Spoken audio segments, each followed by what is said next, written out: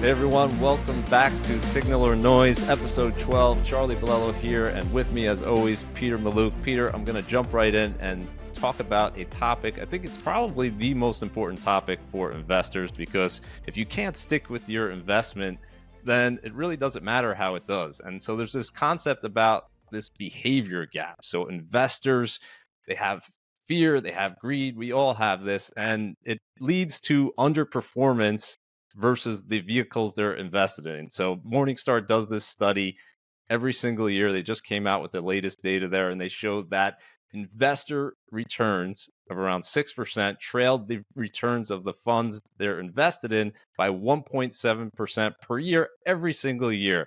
Is there a more important issue for investors than trying to narrow this behavior gap? And I really, when it comes to an advisor, I think this is kind of the number one job, trying to help protect investors from themselves. Yeah, I think a lot of people, these behavior gap studies like Morningstar puts out, I think a lot of people don't really understand how does the investor underperform the fund that they're in. And the reason is actually really simple. So most funds don't attract capital until they've done well for a long period of time. Uh, and then what happens is all the capital goes in, and then over time, most funds underperform. And so that outperformance oftentimes is attributable to luck or risks that have worked out that may not work out in the future. So the people that invest in them are there for the part where things go bad. So like two very famous examples. One, Bill Miller was the only mutual fund manager in history, I think, to beat the S&P 500 15 years in a row. That fund attracted a massive amount of capital. The biggest inflows were during those last few years he outperformed. And what happened after that? The fund completely collapsed. And who was there? Well, more people were invested when it collapsed than in the beginning, where no one had heard of the fund. And if you'd invested in the fund from the beginning to the end, it was an underperforming fund because of how poorly it did at the end. A more recent example is the ARK funds. Cathie Wood's fund did really, really well investing in big tech. No one was in it really when it started. It was only when it outperformed so dramatically that it attracted a bunch of capital. And of course, at its peak inflows, the fund started to underperform. We see this happen again and again and again with investing. Chasing performance in the publicly traded markets is a big mistake. And what do you think in terms of narrowing this gap? What a piece of advice would you give investors, or how can investors change their behavior or their portfolios to kind of mitigate this risk? So we're all looking at that performance data. The best thing, of course, is not to chase it, but are there other ways you think that could help narrow this gap? Well, I mean, the best things to know, well, I've got my financial plan. What asset classes am I supposed to own? Okay, if I'm supposed to be 80% stocks, how much of that should be in the US? Now, how much of that should be large US? How do I buy that a very low cost way, a very tax efficient way? And I want to own it for a decade or more, right? So that way, as I'm going through cycles, I can stick through the cycle. I'm not using an active manager that's probably going to underperform the index. I'm not chasing the historical returns. And it gets you out of that in and out mentality where you're always looking at who did best over the previous 5 years, because unfortunately, that's not an indicator at all on who's going to do better going forward. So focus on the asset class you need, buy at the lowest cost, most tax efficient way that you can, and hold for the long run.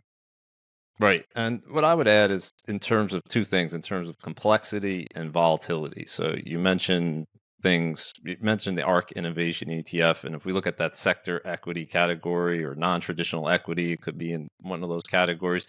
The more complex it is, the more volatile it is, really the harder it is to stick with when it's not doing well. So know yourself, know what you own, know why you own it, and really have a portfolio that's as diversified as possible, because that's going to mitigate that risk. And if we look at the allocation category here, you can see, probably no surprise, it has the smallest gap. So those target date funds where you have a mix of a little bit of everything, people tend to stick with those more often than not, because they're not as swinging as wildly as these hot funds, so to speak. So I think that's an important factor as well. And we saw Morningstar actually noted this, that within almost every category, the most volatile funds had a bigger behavior gap. So if people are seeing those extremes, well, they're doing in both directions. The extreme to the upside, so ARK's 2020 performance, where they're up over 100%. Well, that was the volatility that people like. Unfortunately, they rushed in after that fact.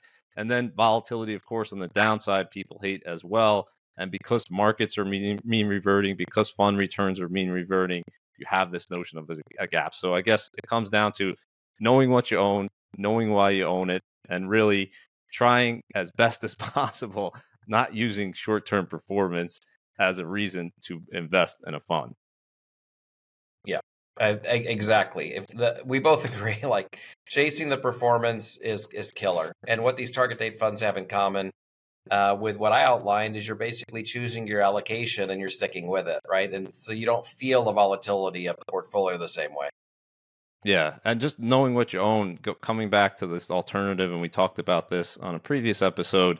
When you're in something that you don't understand, and many people don't understand the alternative or hedge fund type funds that are in their portfolio, when that fund then goes down, you're more likely to abandon it because you never understood it in the first place. All right, so let's move on. Where inflation is made. You tweeted this out. I love this video. Milton Friedman, famous economist, Nobel Prize winner, had this video. I'm going to play this here for everyone. Hopefully, fingers crossed that it works. Let's listen to it. Inflation is made in Washington because only Washington can create money. And any other attribution to other groups of inflation is wrong. Consumers don't produce it. Producers don't produce it. The trade unions don't produce it. Foreign sheiks don't produce it. Oil imports don't produce it. What produces it is too much government spending and too much government creation of money and nothing else. So I love that. Too much government spending and too much creation of money. And you would think that would be somewhat obvious today, and you think that would be what people are talking about. But if you listen to the FOMC has a press conference every single month, and I listened to the last one, I listened to it, I try to listen to it after the fact and with an unbiased view and just listen to what they're talking about in terms of inflation and what's causing and what's driving it. And the fascinating thing to me, Peter, is if you listen to the last 2 years, you listen to all of these press conferences, it's almost never mentioned the two big elephants in the room, one being national debt, that's up 54% over the last 5 years, and two being the US money supply, up 47%. And then you have all of these people that are shocked to learn that the US inflation rate is at the highest rate since the early 1980s, when guess what? We were doing some similar things. So Right. do you find this fascinating? I'm blown away by it. I mean, I think that to me they're very subtle lies, right? I mean, so they say, oh, well, the supply chain is causing inflation. Well, it's true. It's just not the primary thing causing inflation, or higher oil prices cause inflation. It's also true, but it's not the primary. It's not the primary reason. And I think 90% of this is how much money is in the system. That's what's the biggest driver of what's happening here. So it's not absolutist, like Milton Friedman said in the video, and even he admitted later in his life, like, okay, maybe I was a little over the top saying this is 100% of it. Yeah. But it's too much to ignore. You just can't ignore it and point it at all these other issues as being the only reason there's inflation. Yeah, I mean, too much money chasing too few goods. It makes sense intuitively. The data empirically backs it up. And why is it important to acknowledge that? Well, if you don't acknowledge where it's actually coming from, then you're probably not going to change course in terms of policy direction. Now, what I will say is the good news, and I've been talking about this for the better part of the last year, is I think the Fed got the message in terms of the money supply. Even though they're not saying it, Yeah. the money supply growth peaked in 2022. We're seeing actually lower level of money supply over the last year, which is encouraging. And I think that's probably one of the primary reasons why the inflation rate has come down. But in terms of national debt, we're not yet learning that lesson. And if we look at the national debt here, I put a table together of these milestones. And as you can see, these $1 trillion milestones happening with much more frequency of late. And we crossed above $33 trillion for the first time. That's $10 trillion higher than where we were at the end of 2019. And Peter, this is a chart I know got your attention, got my attention as well. We spent a few signal and noise talking about that debt ceiling and how, in my view, it was a farce. You can't have a ceiling if you're spending way more than you're taking in tax revenue. And we lifted that ceiling back in early June. And wouldn't you know, 4 months later, we have $2 trillion more in debt. So what is it? I mean, this is just, it's kind of shocking, but kind of not, because this is the way things are going. But it's obviously not sustainable at this pace. It's not sustainable. It's literally treated like it's play money now.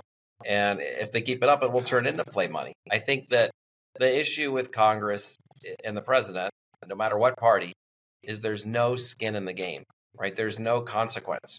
So if they go over the budget, they're still, Warren Buffett had a solution to this. Hey, just have a law that says if we don't have a balanced budget, you can't be up for reelection. The problem would be solved. Right here, if you have a balanced budget, you're less likely to be reelected, because it means you haven't fought really hard for your constituents to get a bunch of money for whatever project they want. And so the way they negotiate is the Republicans get what they want for their people in exchange for the Democrats getting what they want for their people. The president goes spends on what they want for whatever, and there is no balancing effect, right? And so we just keep adding to this deficit. And this is the sort of thing that won't be an issue until it is. In other words, we're not going to feel the real consequences of this until we really feel them all at once. And I think that there's eventually going to have to be some sort of bipartisan effort to put something in place that is somewhat reasonable, because this really is not conceptual. This is a debt that has to be paid, and it's one generation spending money that a future generation is going to have to pay. We see this over and over again in every economy in the world, eventually. I mean, the key is eventually. So whatever president or Congress is spending now, or the last one or the one before it, they're not going to feel that consequence. It's going to be decades down the road. I think that's why we just, in the way our system is set up in the United States right now, no one has any incentives to fix it. It's unfortunate. It's the opposite of what you teach investors and savers in terms of you need to have delayed gratification. It's putting off that spending that you can't afford today for the future is going to lead to benefits. In the future, the government does the opposite. They say, why put it off? Borrow today, and we'll worry about the future when it comes.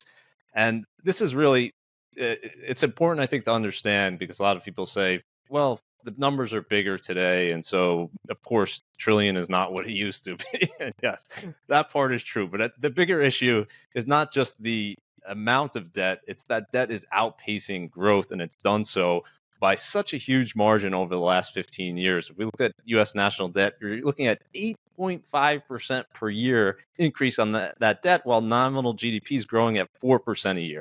So it's not like we're just doing it a little bit more. We're doing it a lot more. And if we look at that debt in terms of the percentage of GDP, which is really how you should look at it, we've increased substantially over the last 15 years, from pretty much doubling around 60% of GDP to 120. And then a natural question, of course, is, well, it hasn't hurt yet. When will it hurt? And I think in terms of a breaking point, nobody knows, but you know enough that you don't want to get so close to that where it becomes a real problem. And I don't think it's a coincidence, Peter, if we talk about what's going on in interest rates today. I don't think it's a coincidence that they're going up the way they are, because simply you have all of this supply of debt and you don't have the Fed buying them anymore. We talked about the money supply. And so that interest rate goes up. And when these securities come due, and we have 30% coming due this year in terms of treasuries, and over the next, basically by the end of 2025, half of these will come due, and they're coming due at much higher interest rates than we've seen in over 15 years. So that therein lies the problem, because now you have a higher interest rate on that debt. It becomes harder to pay that back, and you have a choice then to be made. Am I going to borrow more to just pay off that higher interest, which is only going to accelerate it, or do I finally find some fiscal discipline? And it's to me, this should be the number one issue that people are talking to going into 2024. I'm not sure that it will be, but I can't think of anything more important for my kids and their kids and the future of this country than getting this under control. Yeah, I think it's just too hard for people to understand and think about, because people talk about how bad the debt is for decades and nothing appears to happen, right? The average American voter doesn't feel anything about it. And so they think about, well, I'm concerned about what's happening in my backyard. and this is just an issue I can deal with later. Well, the U.S. government's about to have a huge percentage of its debt. It's kind of like a homeowner whose mortgage is about to go variable, and it was at 2.5%, and it's going to come back at a much higher rate. And I think we're going to see the national debt really explode in the next 5 years between the higher interest rates, the completely uncontrolled spending, and all of the wars happening. I think it's going to be really interesting to see how they finally try to address this. Because I think it's going to get to a point where no one can ignore it anymore. Yeah, it might have to come down to that really third rail of politics where you're not supposed to talk about Social Security or Medicare, but it's going to come to the point where we're paying so much interest on our debt that we're saying we can't afford these other programs. And you don't want it to come to that point where you're talking about cutting back on these programs that are pretty popular before people do it. But it seems like that we're headed in that direction. So we'll revisit this again at 34 trillion, which at the pace we're at today won't be too long from today. But let's move on to something, probably the number one question advisors are getting and people keep asking me. Charlie, why should I take risk in the stock market or the bond market, which is, in the midst of its longest bear market in history, if I could just buy treasury bills and chill? So Jeff Gundlach, he always has these great sayings, and he said it's time to buy a T-bill and chill at some conference he was at. And I think what he meant by that is simply 5.6% in short-term treasury yields. Why should I take risk in anything else? And if we look at the 3-month treasury bill yield, highest since 2001. So it's a whole generation of investors that haven't had this opportunity. But what I would say, if you go back to January 2001, and we were just about to enter a recession. If you thought something similar back then and said, I'm just going to lock in this 5.6% yield, initially it would have felt pretty good because you had stocks go down in 2001, 2002. But if you look out over a 20-year period, what you would have lost by just sitting in cash over that period of time is enormous. So we have S&P 500, 318%. We look at the 10-year Treasury bond, 163%, and cash at 31%, which I think there's a lot of lessons in there. But number one is that yield perhaps is not permanent. We can't predict the future, but you're not guaranteed that 5.6%, let's say, for the next 20 years, right?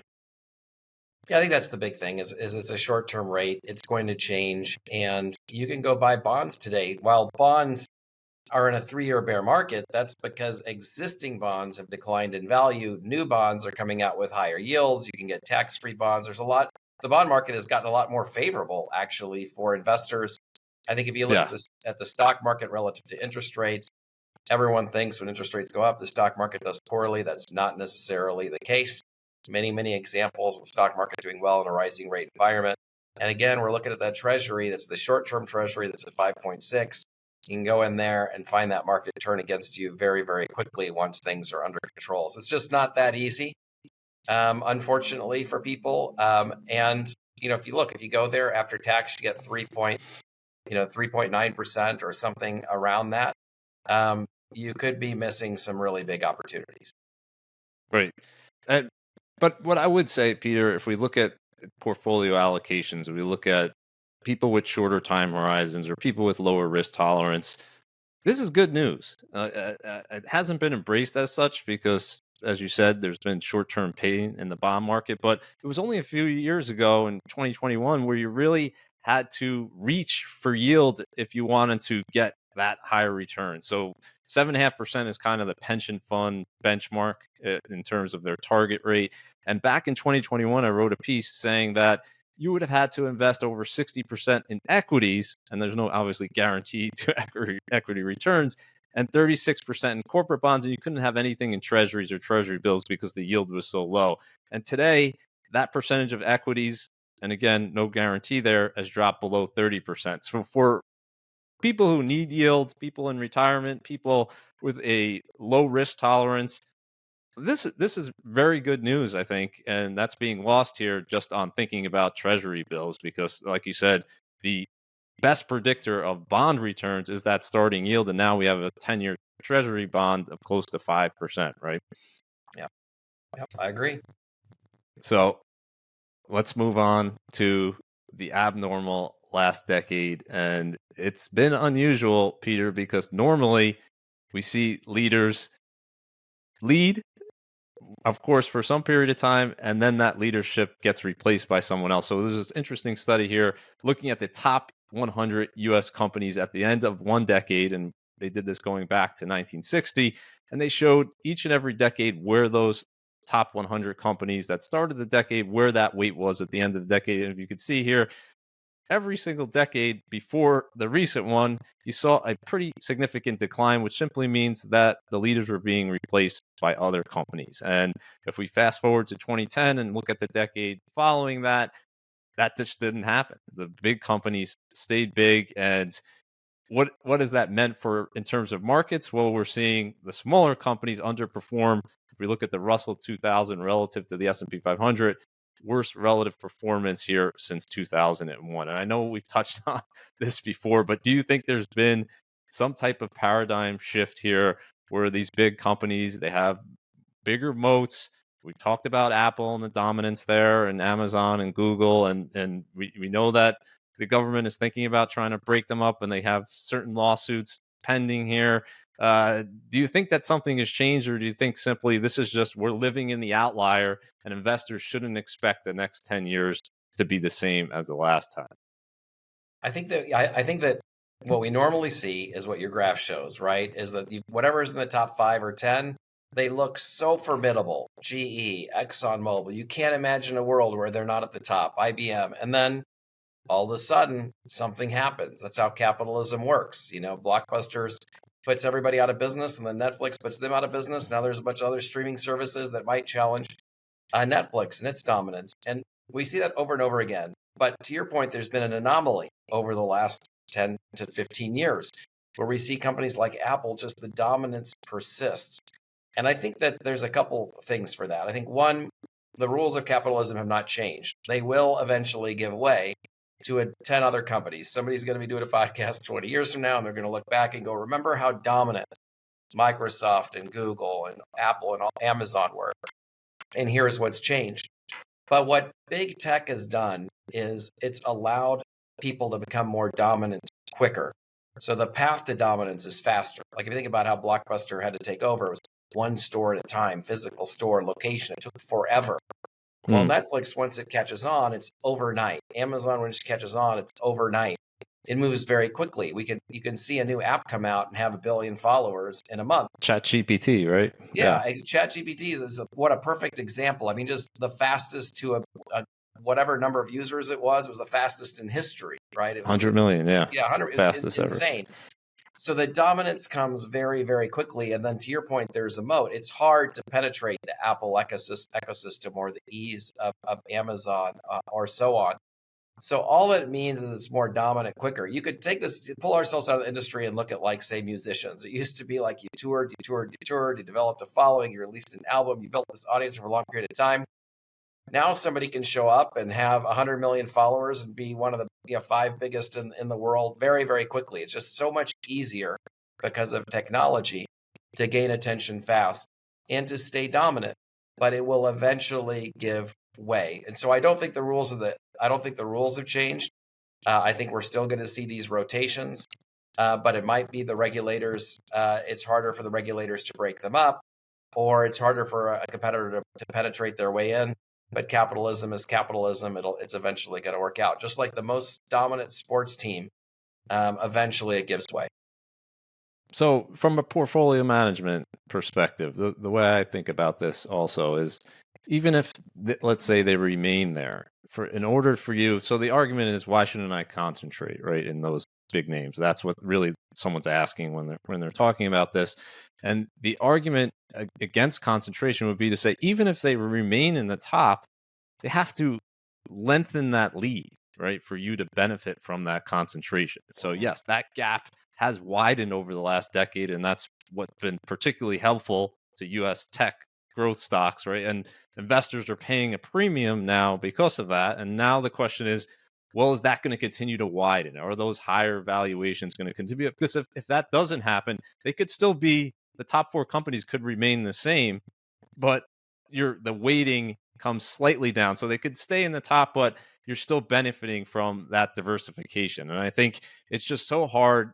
And coming back to short-term performance, it's so hard when you're living in that period of time and you have that narrative around, especially a year like this. We're seeing pretty much a record dispersion between the top 50 companies in the S&P 500, up 23%. And then you have equal weight down, small caps down. Just that narrative is very hard to combat as an Well, investor, I mean, isn't it? the two biggest questions I get from clients around their portfolio are, why am I not just in these, 5 or 10 really big companies? They've dominated not for 1 year, 5 year, 10 year, but even longer than that. And then number two question I get is, should I be getting out of the S&P 500 index as the anchor of my portfolio because so much concentration is in the top 5 or 10 companies? I mean, the top 5 or 10 companies is a huge percentage now of the S&P 500, very disproportionate, more than it's ever been. And so, it depends how you perceive this. Oh, wait a second, I've got too many eggs in one basket, or why are my eggs not all in this basket? I think this is really a case for indexing. If you own the index, these are your biggest positions. You've participated more in this growth than you have in any of your other positions. And it has become a bigger part of your portfolio, but it's not overwhelming the portfolio by any means. Each position is still a few percent of the overall portfolio, and a very reasonable contained risk. You can participate in the upside without having a blow up along the way. Right. And if we're talking about 10 years, yes, it's been abnormal, but I guess the bet is for the next 20, are these companies still going to be in there? And it's hard to argue that they will. I mean, if we look at 1990, I just look at the leaders there: Exxon Mobil, General Electric, IBM, AT&T. Go down the list there. Not a single company from 1990 is still there today. Right. And from 2000, that's only a little over 20 years, just Microsoft is there. So if you Yep. lengthen the time period, not to say that some of these companies won't be there, but I think the odds suggest that there are going to be new leadership. And even if these companies are still there, they won't have the gains that they had in the last 10 years. And you diversify because it's really risk management on a principle first and foremost, because if this leadership, if the future looks different than the past, you have to in advance prepare for that. You can't do it after the fact. And the best time to diversify historically is when it's the most painful to do so. Right. So when has it been really painful to invest in small caps or international? It's now, it's today. And diversifying when it's not painful, when those things are helping you, like they did from 2000 to 2010, now then it's too late, right, so to speak. So you Right. need that diversification when it's painful. You need it when it's in advance. And this is to your point here: top 10 companies in the S&P 500, 30% of the index. Like, is this going to be 40 or 50% in the future? Probably not. If it is, then there's something wrong with the capitalist system. I'm not going to bet on that. So let's end here as we always do. Signal or noise, Peter. We got two important things here that a lot of people are talking about. I'm going to start out with King Dollar. And this gets a lot of attention, usually on the negative side. Whenever the dollar is doing strong, people are saying, hold up, oh, this is bad. This is bad for stocks. You want the dollar to be weaker versus its international indices, so things like the euro and the yen. But the dollar has had a great run here. It's up a lot this year. It's up over 40% in the last 10 years. And this is a pretty hysterical one to look at, this table here, given what we just talked about in terms of the national debt and the money supply and inflation. You probably wouldn't have guessed that every single major currency in the world, I spent a lot of time digging up things you probably had never heard of in terms of currencies, but I couldn't find a single one around the world that has appreciated against the dollar over the last 10 years. Every single one, and many by a substantial amount. This is, first of all, before we say whether a dollar's signal or noise, isn't this kind of shock you, given the narrative that's going on about the end of the dollar and Well, the collapse I that we're going to definitely see? know that this is noise, but I am stunned. This is the first time I'm seeing this graph. I'm stunned that you didn't find a single one that's out performing. I think that really says a lot about what's going on in the world too. I mean, the U.S. is very, very messy, but it's the cleanest shirt in the dirty laundry, right? I mean, there's just not a better alternative right now, and this is the free market telling us that. Right. And so in terms of signal or noise, we have a dollar index data going back to, I think, 1973. And you can see it's pretty much where it was back then. And this is against just six major currencies, mostly dominated today by the euro and the yen and a few other European currencies. But if we see that S&P 500 index on the bottom chart there, it should pretty much tell you kind of ignore what the dollar is doing, because S&P index was at like 100 in 1973. We're at over 4,000 today. So this notion that the dollar needs to be weak or strong or what it's doing for the stock market to do well, it's pretty much noise, isn't it? Yeah, 100%. 100%. I would not making any investment decisions, as this graph points out, around where the dollar's at. If you're traveling, pay attention to it. If you're investing, ignore it. Right. So I ran the correlation. It's pretty close to zero. And what you'll see is there's periods of time where the dollar is strong and the market's strong. We saw that in the 1980s. This dollar index actually peaked back in 1985. So to give you just an idea here, S&P 500, how much it's gone up, obviously, since 1985, and the dollar's still down versus that level. Yeah. But sometimes, as you can see, after 1985, it comes down. The market continues to go up. So you not only need to know, let's say you predict the dollar is going to collapse in the future, or at least, it's been going up the last 10 years. Let's say you think the next 10 years it's going to go down. You have to know, well, what's the reason behind that? Is it because of interest rates? Is it relative flows? Is it because of GDP? All these different factors are very, very complicated. And of course, U.S. corporations have a way of dealing with currencies. They're not looking at it. They're not focused on it day to day. They're focused on profitability and earnings. As long as that goes up over time, you should do okay as an investor. So number two, Peter, and this has died down a little bit, but in September there we had a little bit, like a small moment of euphoria. Nothing compared to 2021, but everyone's saying IPOs are back. We have ARM and Instacart, first IPOs we really had in quite some time that of any size. What do you make of IPOs as a signal? Do you pay attention to IPO activity when you're thinking about the markets? I don't think there's any question that if the market's very strong and very bullish and it's expected to continue, a bunch of private companies go public because they want to go public into a market where the people that own the private stock can convert it, into cash or into public stock at high levels. So if you see massive volume going into the public markets, then you can expect.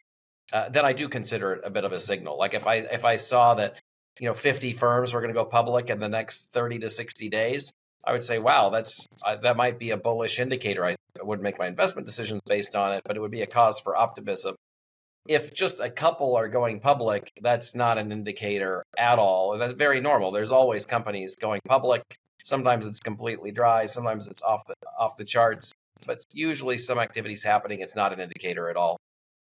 So my view is that it's a contrarian signal, but only at extremes. So if we look at this chart of IPO issuance in the U.S., you could see what jumps out here pretty clearly. 2021 was by far the biggest year in terms of issuance. We just had an explosion, particularly early the first few months of that year, and then it just almost shut off completely by the end of that year and into 2022. And before that, what was the biggest IPO issuance? Well, it was 99 and 2000. So when investors get excited, when you start to hear the words hot IPO and things like that, that's when you should be thinking about being a little bit more cautious. Yeah, and you're definitely more cautious. You're in a very hot market that will eventually revert to the mean, right?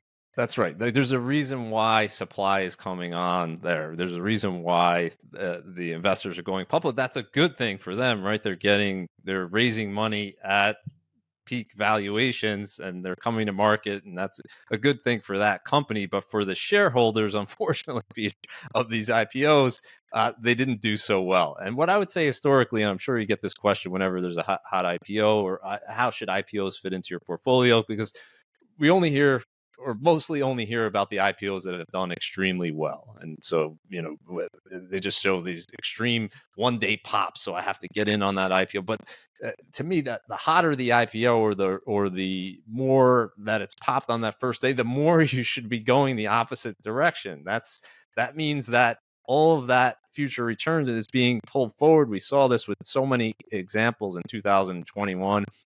In 2020.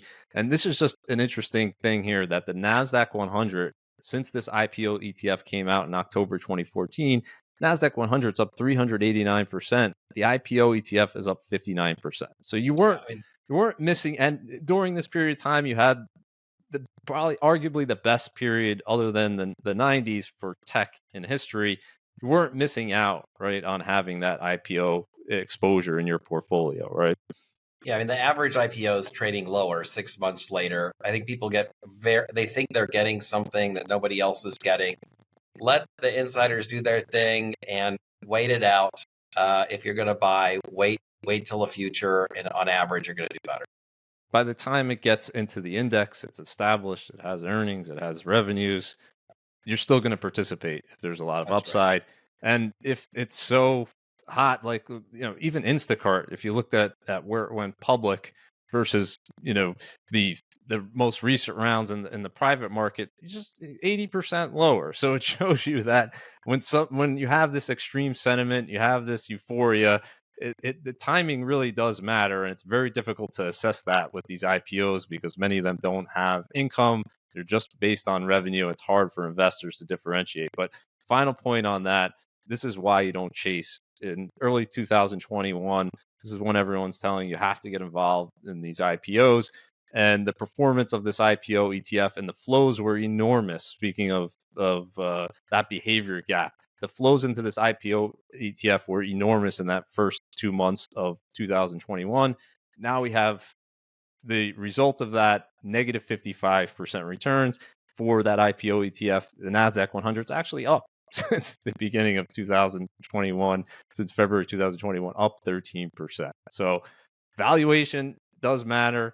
When there's a mania going on in the market, if anything, you want to use that as a contrarian signal. So Peter, we covered a lot of ground today. I want to end it right there. Thanks everyone for joining us on Signal or Noise. If you're watching this on YouTube, you can follow us on all of the podcast platforms that you like to listen to, Spotify, Apple. So check us out there as well. And we'll see you next time on Signal or Noise. Thanks.